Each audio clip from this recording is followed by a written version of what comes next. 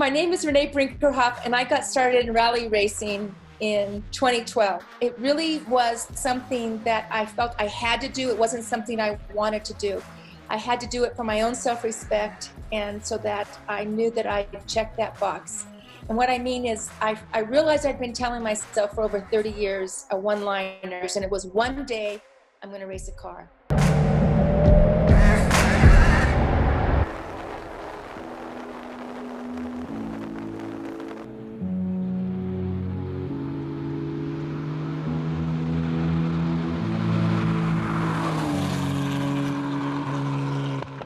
Once I had heard that voice of one day I want to race a car, look, okay, now I've got to find a car and to learn about cars. And my husband had a cousin who had recently purchased a 356 that needed to be restored. And he said, come over to my house. I want to show you this car and this project. So we went over there, and that was my first moment of ever seeing a 356. I'd never in my life ever seen that body style before, or that model of Porsche. And it was love at first sight. I absolutely loved the way it looked, those curves, and how massive those big curves were in the back, and the sound of the car, the ruggedness of it when you drove it. I got a chance to drive his car, the simpleness of it, the dash, and no save me features. And it just resonated with me. It was, wow, this is the car. This is the car I want to have.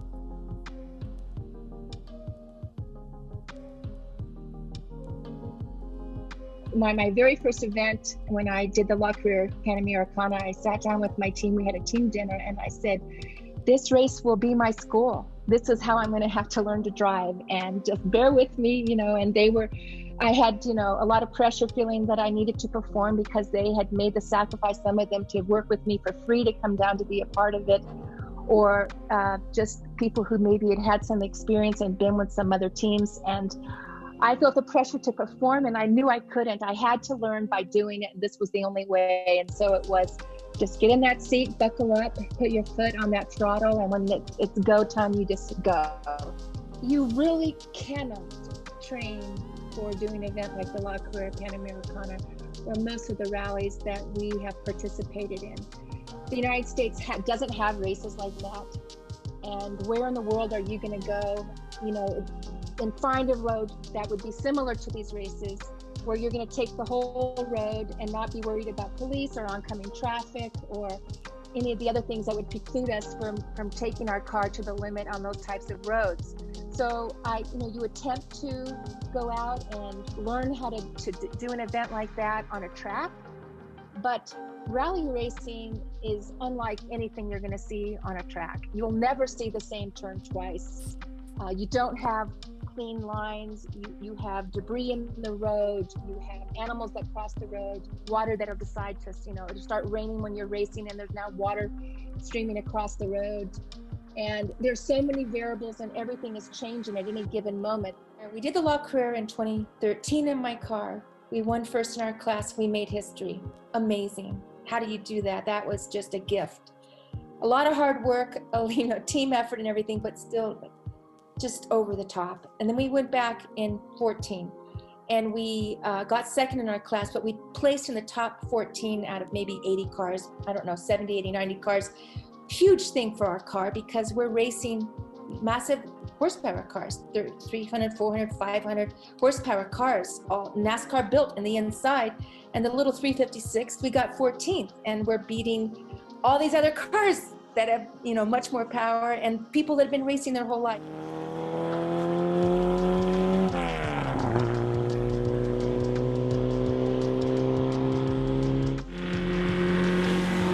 If you are going to participate in these events, and if you want to be competitive, it's almost unavoidable to, you will have an accident, or you will have close calls. It's just part of it, because you're always finding, just like you're trying to find the balance in the development of the car, when you're racing the car, you're trying to find that edge without going over the edge. And then we had what I would call, it was our biggest accident, and that was in, let's see, what year was that? I believe that was 2015. And that was in the southern part of Mexico, in the state of Chiapas. We were in the mountains there, and it was the qualifying round. And so I'm still very green. And again, you learn by doing, and there was something terribly wrong with the car. I didn't know what it was. I do now. I understand what the problem was and that I should have pulled over, but we were fast. And when the qualifying, we were catching the cars in front of me, even though I was feeling the car was totally wrong. Our time was amazing. And so there was this mixed messaging going on, and I just kept tracking it out. And sure enough, I was yelling at my navigator. You never are really communicating to the navigator. He's talking to you. But I was yelling at him. Something's wrong with the car. And he said, do this, try this, because he doesn't feel what I feel. And he can't, there's no way he understands, but he thought possibly he could give some thoughts on, what might be going on. And so he told me to do this.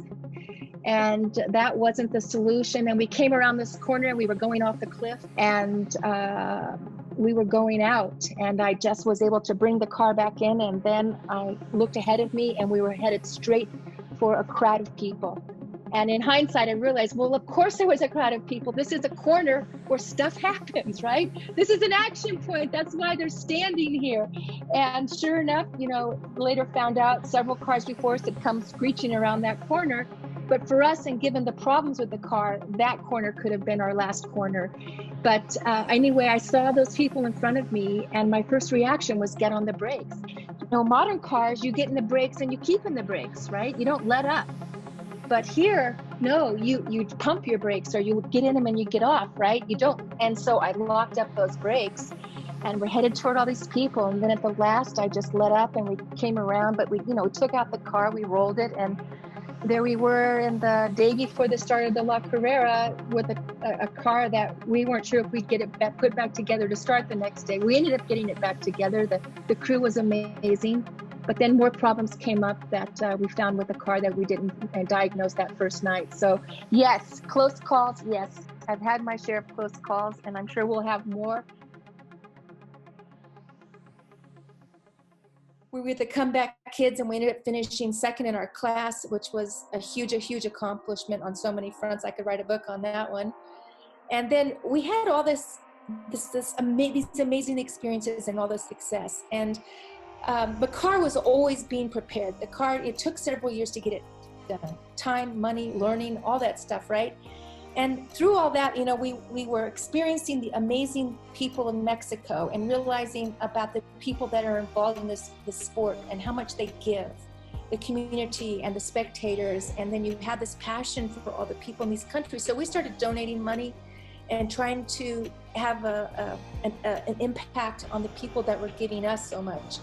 And we started Valkyrie Gives, which became our philanthropic arm. And we thought we found out we had a voice. We were odd, okay?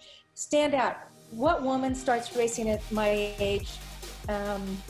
Anybody, male or female, okay? And then at my age, and then goes and does the La Carrera, and then has success, and does it in the 356.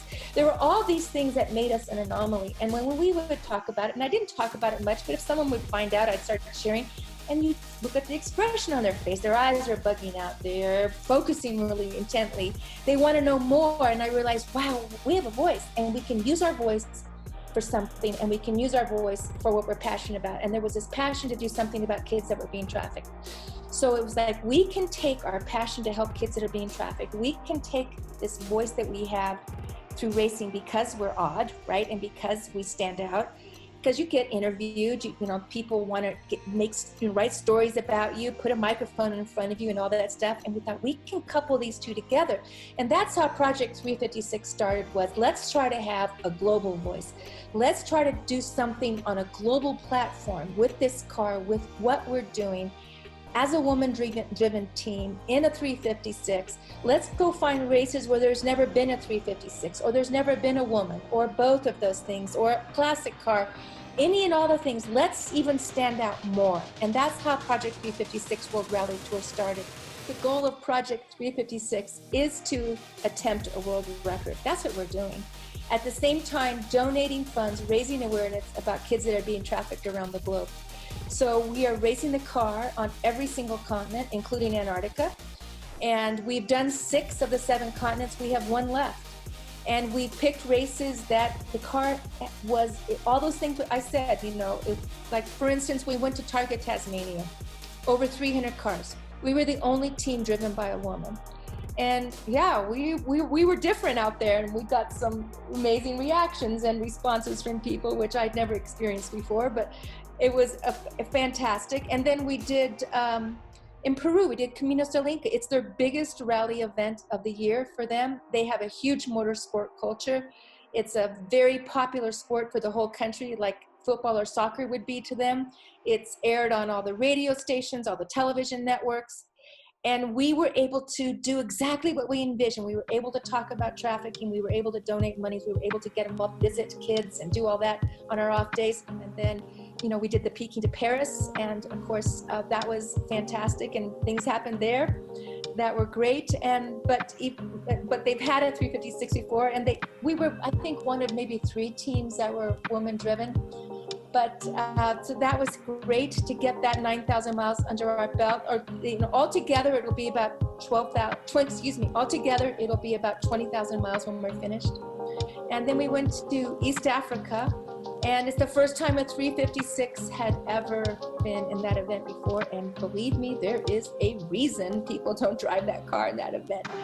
Really super tough on that car. We kept breaking that right front arm. There was just no way it could take the pounding. And it did great getting us through mud and everything, but the beating it was taking with the ruts and the hole and the ravines and the ditches and everything, it was just definitely a weak spot. Here we go.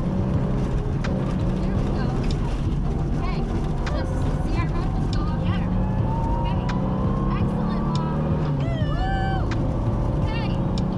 My family have been fabulous, amazing supporters of every endeavor that I've done with racing and cars from the get-go. After they realized I didn't mean cars and coffee and that I meant racing, and when they realized I didn't mean racing on a track, that I meant doing these extreme rally races, they have been amazing, and they've come to all my events. No matter where they've been, they've come.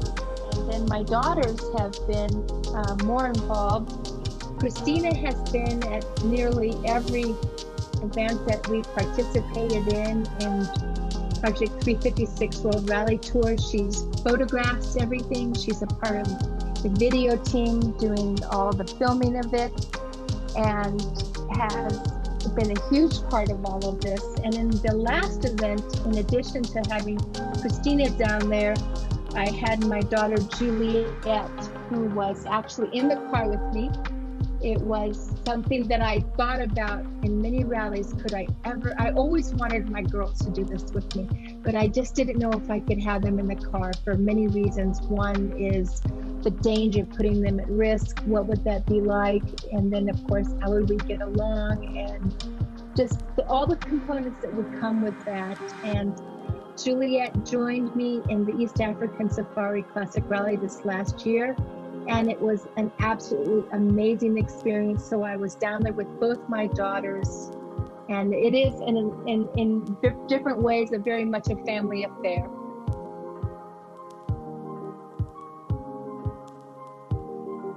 If there's something you've been telling yourself, or if there's something you've been wanting to try, and you're afraid, you need to go do it for no other reason than because you're afraid. You know, I've gone back to the La Carrera multiple times when I'm afraid.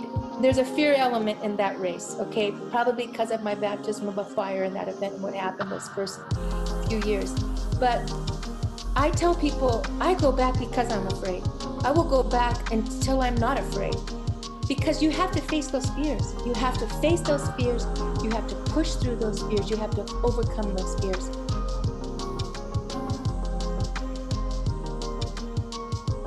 Watching. Make sure to click subscribe, comment, and like for more videos like this one.